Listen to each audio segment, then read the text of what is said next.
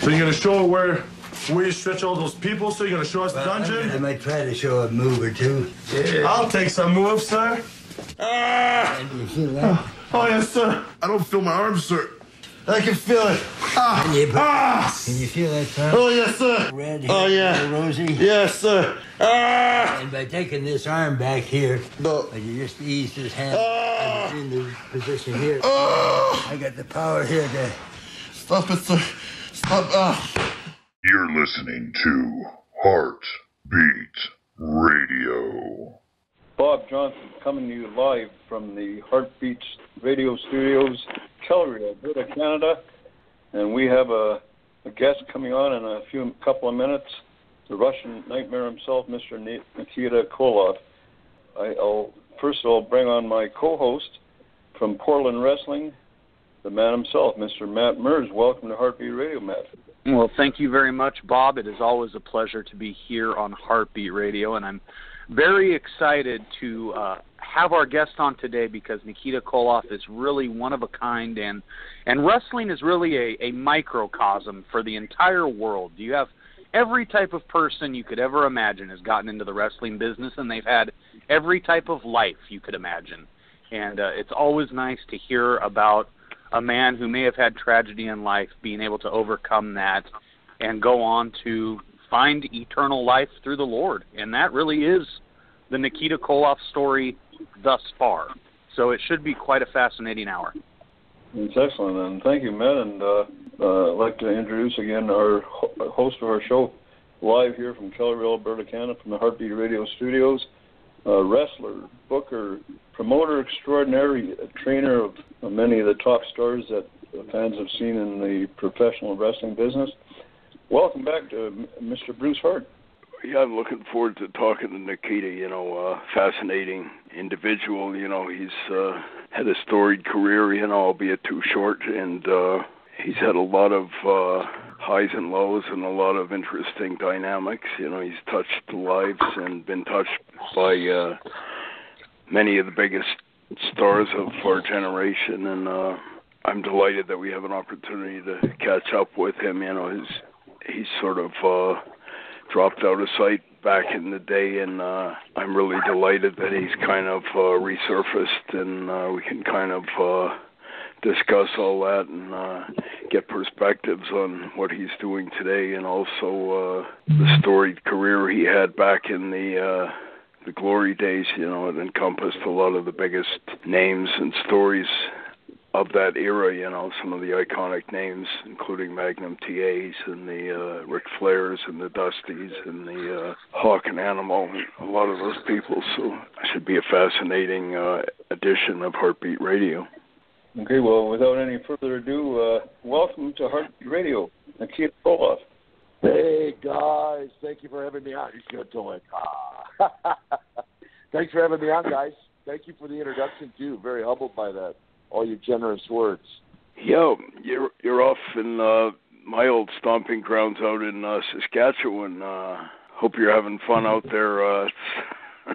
The Wild Wild West, as we used to refer to it as. And I think back in the day, my dad was when we used to run that area every week, and I think my dad used to get a lot of talent from his old buddy Eddie Sharkey, and I think you were making too much money back in those days to come out for us, but I'm glad you're having a chance to see Prince Albert and all these other whistle stops and outposts that we used to have to do every week. And I'm glad you're doing it in the summertime, not in the middle of January when it was 40 below. And, well, I am thrilled as well. Yeah, I'm having a great time. 21 city tour in 21 days. And my first ever trek across Canada in any setting. And so to be able to do that and reach out to the Canadian wrestling fans, and it's just been a huge blessing already. So having a great time. Oh, that's good. How are the fans treating you out there? Some of them, I imagine they heard all about you and your storied exploits of the 80s and all like that, but is there a few that actually know some of the details about your career from back in the Ric Flair Magnum TA days or whatever? Yep. Well, it's been interesting. I mean, there's some who remember and some who don't, as with everywhere I go. But I know, from some of the feedback, some of the NWA, WCW programming penetrated some of these areas, and some of the areas it didn't. So it's been fun to meet some new fans and some of the old school fans as well. How did you first get your feet wet in the wrestling business back in the day? Very interesting story. June of 1984. No wrestling background, no amateur background, no professional training. I was training for a pro football tryout after graduating from Morehead State University in Minnesota.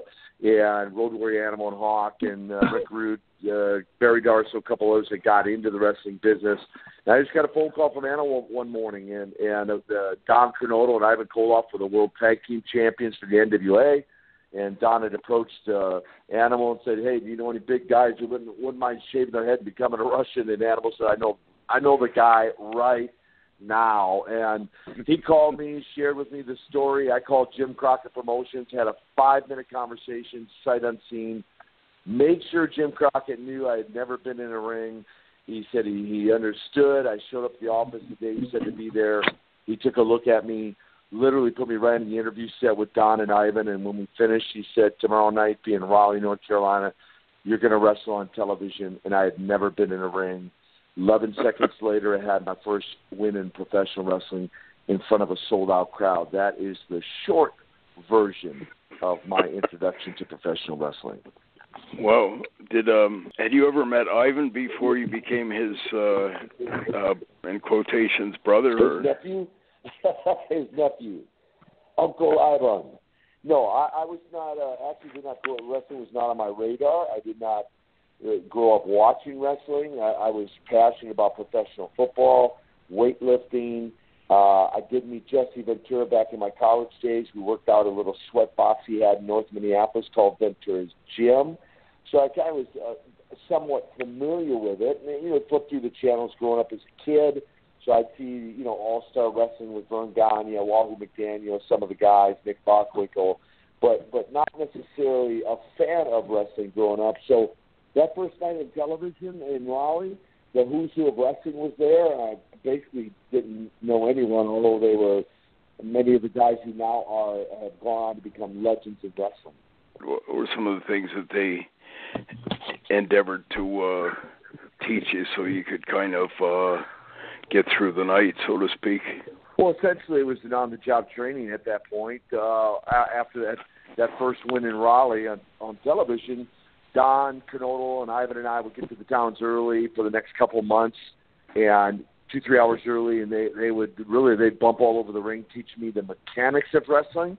And then, of course, I had might have had a 1-minute match, a very, very short squash match every single night. Ivan would sit in my corner, Uncle Ivan, and I would sit in their corner as the World Tag Team Champions. I'd watch their match. Ivan would watch my match. So they teach me the mechanics prior to the matches, and then every night driving home, we talk about the old school psychology of wrestling, and that was my crash course. When you were in Charlotte in that area, how was business at that time? That was just as almost running concurrent with Hulk Hogan and all like that. Seemed to be kind of taking off right around 85, 86. That was kind of the height of Hulkamania and all of that. But I think Crockett's territory, from what I recall, was it had long been one of the really strong super territories in the business. Well, when I first broke in, no, it was not. And that's why they were looking for new talent. They were looking for a new spark, I guess you'd say. And so, to come in and have the opportunity that I had within a number of months, I'd say maybe 6-8 months, as Dusty Rhodes came in and got the book and a few others. And so more and more talent began to come in, and then it began to take off, as you're alluding to, in the 85 and 86. Magnum came in, but when I initially got to the Mid-Atlantic in 84, it was, I guess you might term it a fairly dead territory in terms of doing massive business, but we certainly turned that around within a 12-month period. And then the other thing you were making reference to, I look back on my break-in the way I did, as I just explained, and then 13 months later, almost to the day, I'm wrestling Ric Flair for the World Heavyweight with the World Tag titles, World Six titles under my belt, so to speak. It was certainly quite a humbling experience to think back on now, looking back. Who was the booker then? Was that Ole prior to Dusty or? No, Ole was in Georgia. I don't even remember. I mean, I was so green and so new, and didn't even Jim Crockett might have been booking. I don't remember prior to Dusty coming in who was handling. I know somewhere along that line that they merged, or everything was a bit cloudy at that time. It was kind of during the 70s and early 80s.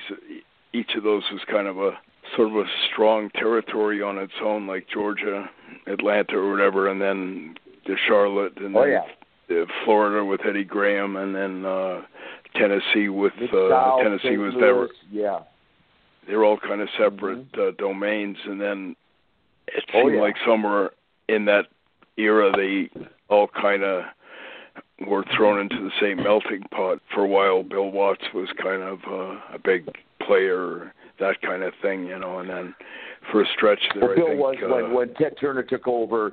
They brought Bill in at one point when Ted Turner took over. They were just trying different guys at one point just to try to make it all work.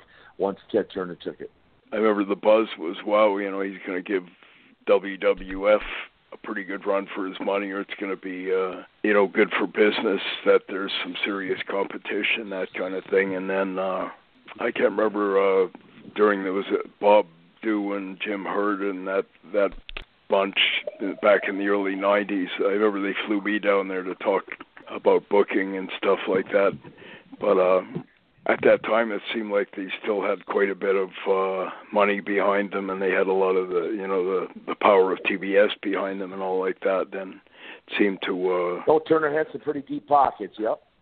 What were some of the main things you kind of attributed your success to around that time, Nikita? You had a pretty storied run there with, I guess, Flair and the Magnum and Ivan and the Four Horsemen and some of those things. What were some of the highlights of the things that you kind of reflect on now as being the things that really took you from A to B or whatever?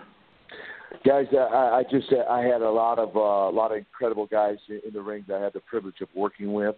Guys, I mentioned some of the Ricky the Dragon Steamboat, Wahoo McDaniel, Steve Austin, Cactus Jack, Dusty Rhodes, Lex Luger, Sting, the Road Warriors, Rock and Roll Express, the Midnight Express.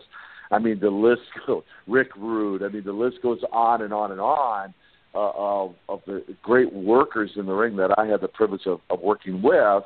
And so, really, I attribute Ric Flair. I mean, my gosh. It's like who's who of the great workers so many wonderful guys of the modern era. Yeah.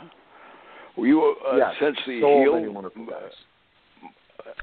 Initially, you were a heel, is that right? And then you kind of evolved into more of a face after the. I wasn't sure if it was due to Gorbachev becoming a. I think it was more due to maybe the Magnum TA car accident, wasn't it, Nikita? It was exactly the Magnum car accident. Meg and I were in a big program for the Best of 7 series, very memorable matches there. The War Games were very memorable matches, but and so I came back from a tour in Japan, and it was I had no idea he had the accident until I got back. I was in Philadelphia, my first night back, and Jim Crockett and Dusty Rhodes informed me of his accident, and then they presented me with the idea of turning babyface, and I guess first Russian ever, I don't know, but and the whole idea of the superpowers, and so we all three agreed to it, kept it quiet, which you could probably never do in today's world, for like 3 weeks, and still wrestled as a heel up until the night of the turn in Charlotte with a mystery partner, and I came to the matches over an hour and a half late, so nobody saw me come in the building. And so, yeah, it was one of the best kept secrets ever in wrestling, and certainly caught everyone by surprise, including many of the guys in the business. I've got a caller just called in from the great state of Georgia, and I'm going to put him on the air right now. He's an old friend of yours, and I think that's my old friend Magnum TA. Terry. What? Hey, Nick, how you doing, bud? Terry, I am doing well. Turnabout is fair play, you joker. Yes, well, you snuck up on me that time, so I thought it was time I sneak up on you. But I am from the great state of North Carolina, just to set the record straight. I love Georgia and all, but I've been a Carolinian for North Carolina for like 30 years. That's right. He and I both are charlatans. Well, I'm glad to hear you out there mentoring some people, too. You got too much of a wealth of knowledge not to share that, so that's a good thing. Oh, man, I appreciate it. I'm having so much fun. Of course, we're talking about a lot of different things, including our best of 7 matches that we had. So many people, always bring that up. And, of course, some of the other interviews just talking about the chemistry that you and I had, and just it was just such an honor to be in the ring with you and continue our friendship to this day. Is even more of a blessing. Well, it was an amazing, special time, and something you certainly could never plan out. It's something that spontaneously just kind of combusted and flowered into what it was, and it's a great memory for me from my wrestling career and whatnot. And the friendship that spawned from it far exceeds anything we did back then. So I really appreciate you, my friend. I'd like to thank you, Terry, for joining us again. Do you have any fondest memories of whatever your matches with Nikita? Just the sheer fact that I had a heel nemesis that had the same level of intensity and commitment to what we were doing as I did. It couldn't have been two greater forces coming together against each other, really, because people talked about how intense Nikita was, how intense I was, but neither one of us ever complained. We both came at each other like two Brahma bulls, and gave the wrestling fans a high impact, intense match every time we got the opportunity to be in the square circle together, and it was really magic. It really was. It was special, and like I said, and looking back at it now in hindsight, you couldn't have planned it or laid it out to unfold the way that it did any better if somebody had a crystal ball, because he was a perfect opponent. We would have undoubtedly, had my career not ended in 1986, I'm sure we would have been going back and forth feuding, for as long as we were both in the wrestling business. So, he's certainly a pleasure, an honor, and something that I'll remember the rest of my life, finally, with something we can share with some of these wrestling fans, too. I've got another caller from area code 302, another old friend of Bruce and Nikita and Magnum TA, area code 302. Tell us your name and where you're calling from, and welcome to Hart Beat Radio. This is J.J. Dillon calling from the first state, one of the smallest states and a well-kept secret, and I'm talking about the state of Delaware. And I understood that Nikita's on and Magnum's on. I just saw Magnum up in Waterloo very recently, and he was honored up there, and looked as great as ever. Was there with his family, and haven't seen Nikita for a while, but coming to Charlotte for something in just under a month, the 3rd of September at the ballpark there, and I understand that Nikita's going to be there for that, having to do with the Jim Crockett Foundation, and I'm a supporter of that, and so I'm going to get to see Nikita in a few weeks. Hey, KJ, let me just say for the record and for all the fans out there, you set the bar real high for other managers in the business, and it was always a pleasure just to watch, be a part of it all with you, but then also to watch you work, even post my career, watch you to continue on to the stellar career that you had, and so just great to hear your voice. It really is.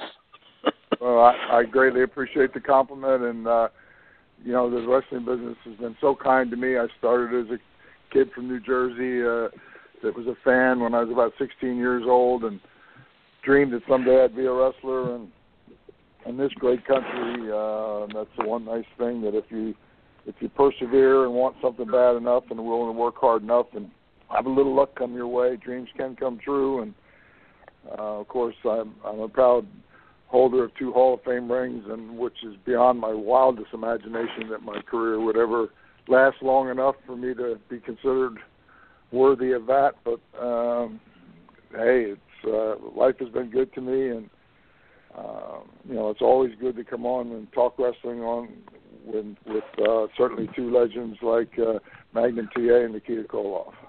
What are some of your fondest memories, Nikita, involving Terry and JJ, as far as either in ring or outside a ring? What are some of the things that are most profound in your mind? Well, I think the first thing that comes to mind, obviously we talked about Terry with the Best of 7 series, so that kind of, it spoke for itself with all the fans. And with JJ, certainly, without question, the whole run with the Horsemen, the War Games. I mean, just so many memories. Too many to remember, honestly. But those are the first ones that come back to mind: the run with the Horsemen and the War Games.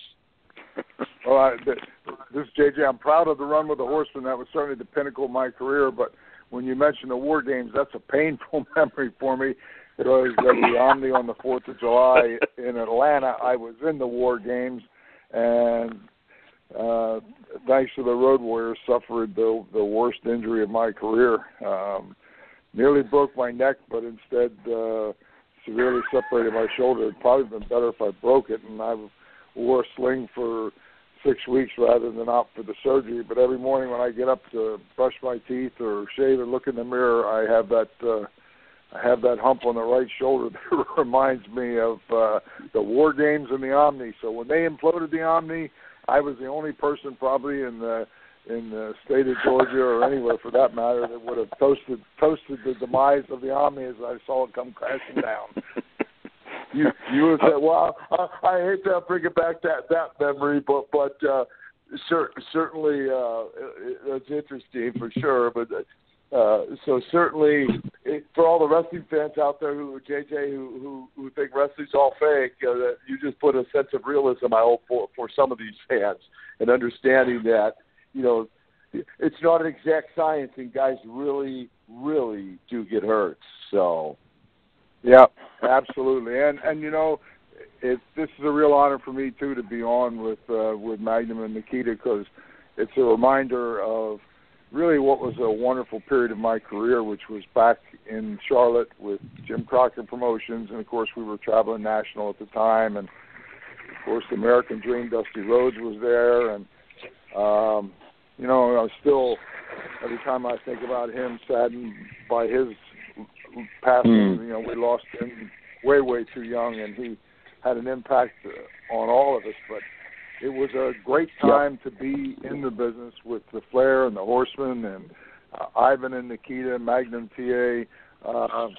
It just was such great, great memories, and of all the great talent that was in the profession at that time, and all centered in that one place around Charlotte and Mid-Atlantic wrestling. You were one of the main pillars of that whole era too, JJ. You were kind of one of the glue holding that whole thing together. So I appreciate that, Bruce. But a lot of it too is just, I had a lengthy career, and I more than once had the good fortune to be in the right place, the right time, and certainly in the '80s to have been around the talent that was there with Dusty, and of course in that circle I include Magnum and Nikita and the late Ivan Koloff. It just, it was great talent, and I think about Jimmy Valiant, and I think about Ronnie Garvin, the Road Warriors. I mean, they just, and then of course Tully and Arn and Flair, of course.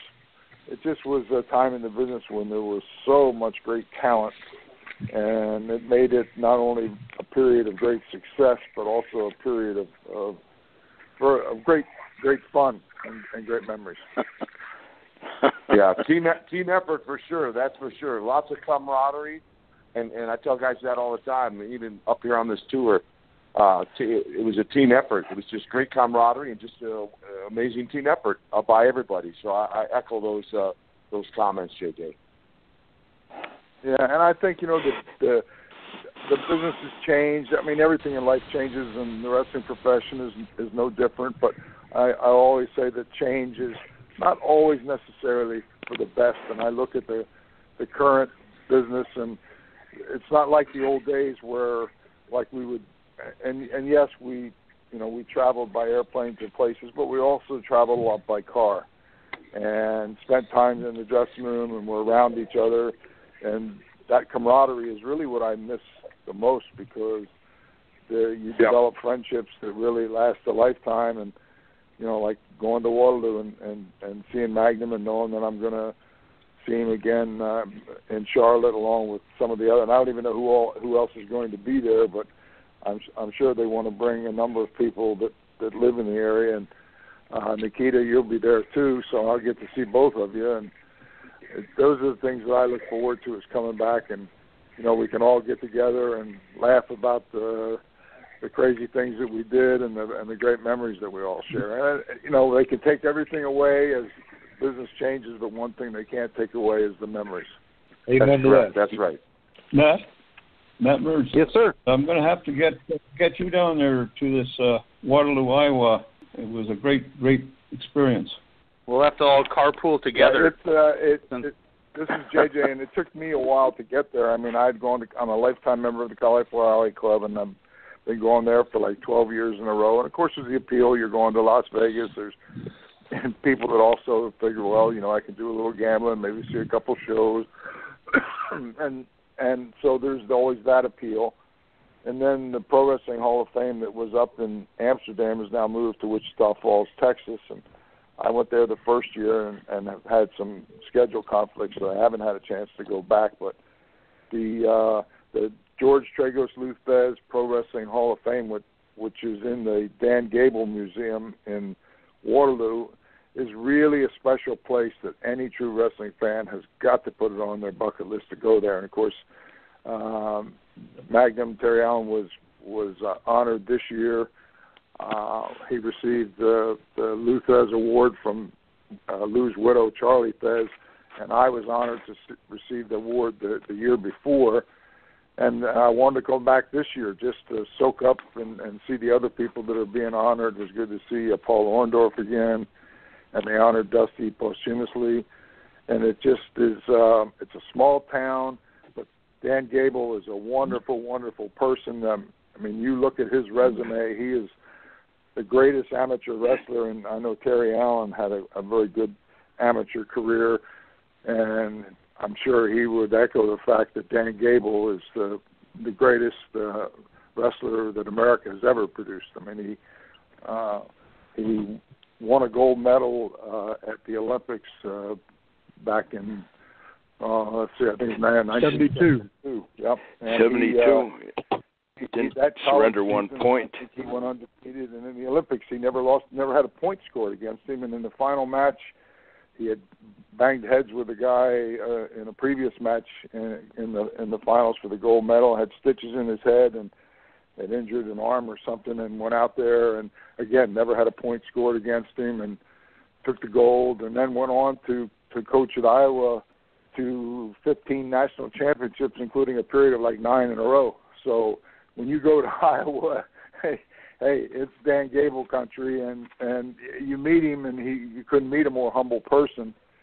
And that museum is certainly fitting that it's in his honor. And the other nice thing is that Rob Schamberger, who does all the artwork for the WWE, and you know his reputation has grown. He just saw that he signed a deal with Mattel Toy Company to do all of their artwork for all of their figures, which that tells you the caliber of artist that he is. But he painted a mural on the wall that's, when you walk into the Dan Gable Museum, it's like 8 feet tall and about 10 feet long, and it has the likeness of Dez and Hodge and Kurt Angle, and it just takes your breath away. And then anybody that's ever honored, which would include Terry Allen and myself, every year Rob Schamberger paints an original portrait and donates it to the museum where they're there on permanent display. So when you go there, there's all of this beautiful artwork, and just and there's a great little pizza place a couple doors down from the hotel, and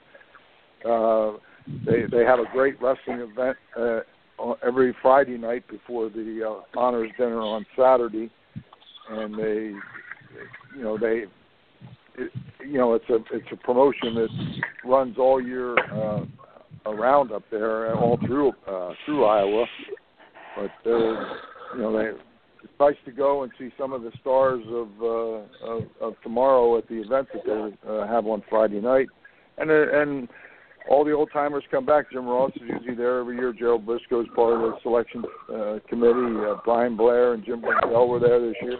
Baron Raschke and Larry Henning can come down from Minneapolis, so they pretty much are there every year, and as well as the people being honored. So I tell everybody, you got to put Waterloo, Iowa, Dan Gable Museum, and the Traeger Studs Hall of Fame on your bucket list. It is worth figuring out how to get there and to go and experience.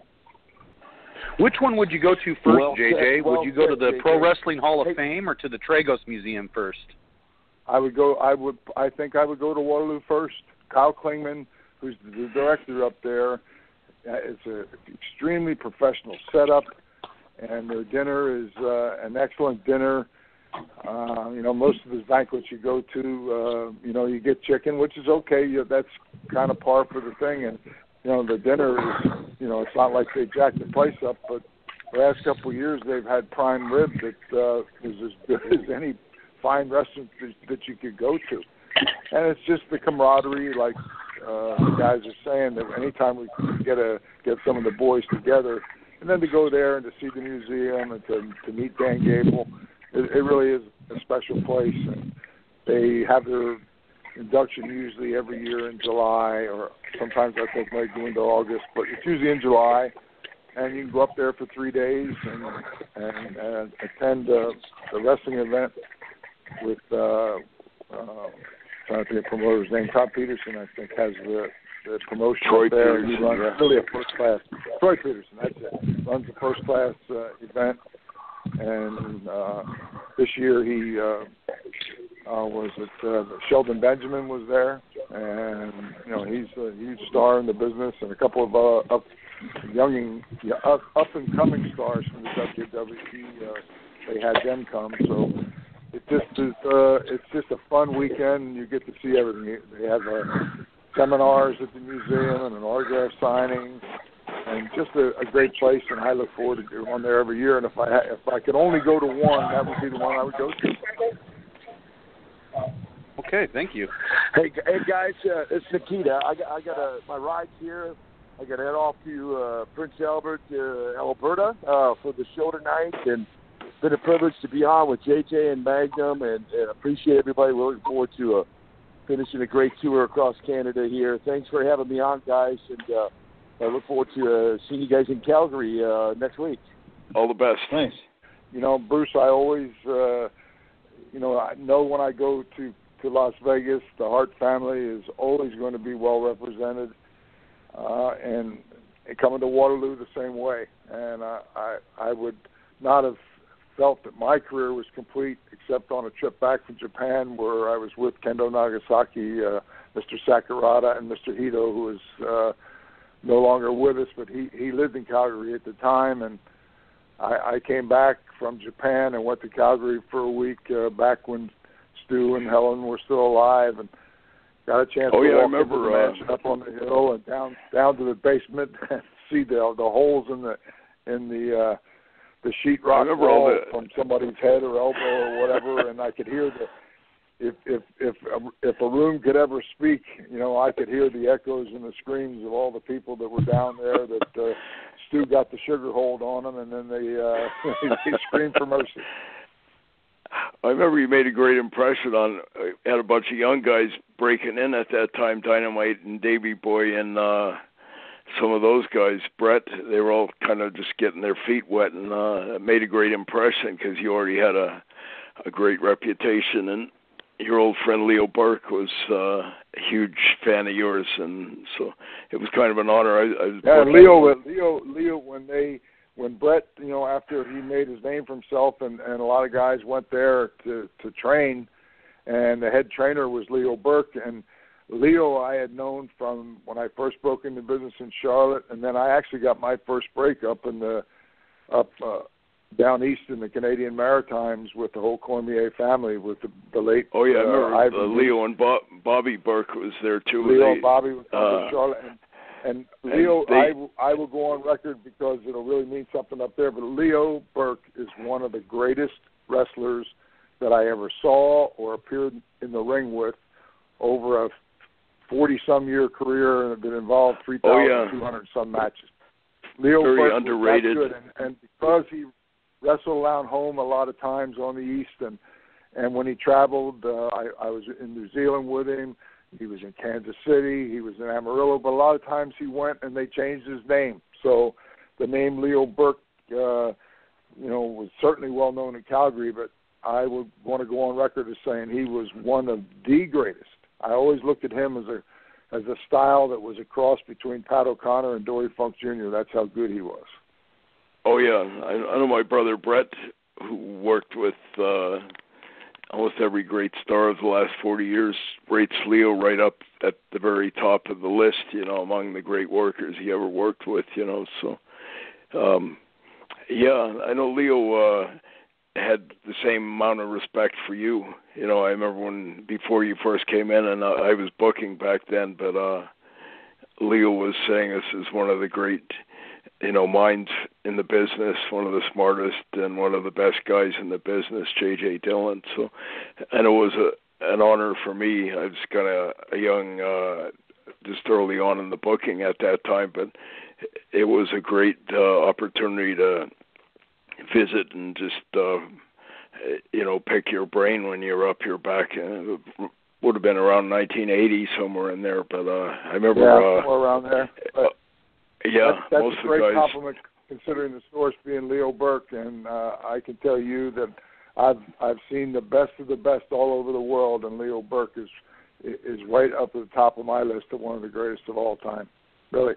Yeah, I know that means a great deal coming from a guy like you who's been at every major promotion in the last 40 years and seen them all and interacted with them all. So if Leo's listening, I'm sure he's smiling, and if he's not, I'll make sure he finds out. So it's an honor to have you on, JJ, and God bless. Thank you. All right, thank you. And I'm going to jump off the Magnum, and I'll see you. I'll see you down the line, my friend. Yeah, I'll see you in a couple of weeks, my friend. Take care. But anyway, it's always a pleasure to hear you guys' voice. I love to hear the stories and reminisce and talk about the good old days, because it is something really near and dear to my heart. And that camaraderie that they talk about is honestly the thing that I miss more actually than the performing in the ring. The ring work was icing on the cake, but the extended family that we all were part of together was something that for me, especially having the accident at 27 years old and working in the business for a couple more years later after that, up until about 1990, but the loss of not having that group and being part of that group and on the road every day, that was tougher almost than not being able to perform.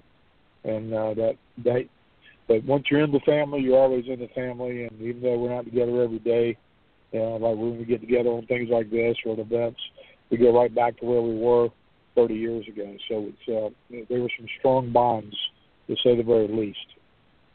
Yeah, that's very well put, Terry. I feel the same. I in some ways feel sorry for the guys today, because business is not like that anymore. It used to be those road trips and it was that team thing. You're talking about all the storylines and the angles and maybe the ribs and all the other stuff, but it was like a big family, and you always sort of, when you get together with guys like yourself or JJ or whatever at Waterloo or whatever, you kind of realize what it was. It's kind of nice to kind of remember that. I got a funny story I just remembered. So back in the 80s when we were head-to-head with the WWE, or it was the WWF, I guess, back then, we'd go in and, they'd run, Philly, we'd run Philly. We'd run Baltimore, they'd run Baltimore. We were going head-to-head in major cities, and both of us selling out the building. And I had never met your brother Brett ever. And this is so funny. We were like, and it was almost like, Dusty always, hyped up the team, and it's like we were in this huge competition with the WWF. It was like the North against the South almost, and the way it was pitched and the way we were competing to try to outdraw each other or to give what we called a harder hitting, more credible product than the cartoonish stuff, some of the things that Hogan was doing back then and whatnot. But I'll never forget, this is really surreal. This has been great, like in a movie, because I wore the black leather motorcycle jacket, the deal, and that was my, part of my persona and my gimmick, and Brett did too. And he rolled into a bar, and we both came in from like opposite ends, and we saw each other, and it was the funniest thing because he had the long black hair, I had the long blonde hair, he had the black motorcycle jacket, I had the black motorcycle jacket. And it was like something out of a flipping movie, and it was the funniest thing. It never only happened one time, and it wasn't that long then after that, of course, that I had that career-ending wreck. But we never got to work together, never got to be in the ring or even in the same promotion at the same time. And we had that one moment of that look across the room, and everybody like looking and say, "Oh gosh, is something going to happen?" It was pretty cool. I remember those guys. They had great respect for. I remember Brett and Davey and those guys. I used to always hook up with them back in those days, but they were very respectful of you guys. I remember them all speaking very reverentially of you and Flair and Barry Windham and Hawk Animal, Rick Rude, guys like that. When you guys were the so-called opposition, they. Even though you guys were competition, they all like, wow, those guys in NWA are awesome, and they were always talking about would be great if Vince could hire that guy, and you were one of the names I remember them talking about. He'd be great for WWF and all like that. And most of those guys did ultimately go on to become huge stars with Vince eventually, but at that time I remember them talking about, wow, he's awesome, he'd be great for us, and he'd be a lot better than Brutus Beefcake and some of the guys we got right now. Yeah. Well, I thank you for that. Well, the funny story is that's where I was originally slated to go, because Andre gave me the name, the Magnum Persona name, in Florida in 1981-ish, 82. And he'd gone back, Vince Sr. was still living, and he'd gone back to New York to tell Vince Sr. about me. And before they could make the call, Orndorff had gone up from Mid-South to New York, and it left the door wide open for that position. And Ernie Ladd was booking for Bill. Ernie calls me, and he says, Paul's spot is wide open. If you want it, come on. And so I ended up going there, and that's where I honed the character and figured out what I want this Magnum TA to be all about. But that was the move I was supposed to make. Andre gave me the name. He wanted to bring me to New York, his pick, and let them to develop my character. And it just all happened the way it did. Bill got me. I did a year and a half there, and then the deal opened up for the top spot, with Dusty and the Carolinas. So that was the original thought, and I was wide open to it. The cards didn't play out that way. But I have no doubt that had things not happened like they would, that I would have had a run there, because I had too much respect for the opportunities and the things, and I could see where Vince had a machine that was so much larger than what we were working with, that it would have been really hard not to want to be a part of that at some point in time. Did you ever hear from Tom Selleck? I've often wondered. I know my brother Brett told me years later he ran into Tommy Hitman Hearns in an airport or something. And Hitman, I think Brett had got the name from that, and he said Tommy Hearns came up and said, "I like it, more power to you." Do credit to the name, but I was wondering if you'd ever heard anything from Tom Selleck or anything like that. No, I didn't, but I got a funny Tom Selleck story. So after I'd had the wreck and everything, a couple years later, whatever, I was in New York for some fundraiser, and I went into some store in New York City. It was a clothing store, and Tom Selleck's in there, and it was so funny because nobody was like buzzing it was Tom Selleck or anything, but him and I ran almost like face to face in front of each other. And Tom's a big guy. I don't know if you've ever seen him, but he's about 6'6", and he's a tall guy. And we ran into each other, and we looked at each other, and it was like we were both had questions in our head that we both wanted to ask, and neither one of us said anything. We looked at each other for like that awkward, 60-second, I should be speaking to this person, and then we both moved on. But that was as close as I ever got to having the conversation, so it's kind of funny. But talking just a minute back about that Hall of Fame, if I was ever going to be enshrined in a building, to be enshrined in a building that has Dan Gable in it is just, to me, like the epitome, because there would have been no Magnum TA without Dan Gable and the inspiration he was to me when I was in high school. He's what inspired me to dig in, become the athlete that I was able to become, and do the things that I did that were all the building blocks that led up to me having the aptitude to break in professional wrestling. So without Dan Gable, there would have been no Magnum TA, period, and this whole piece would be a mute issue. It would have never happened.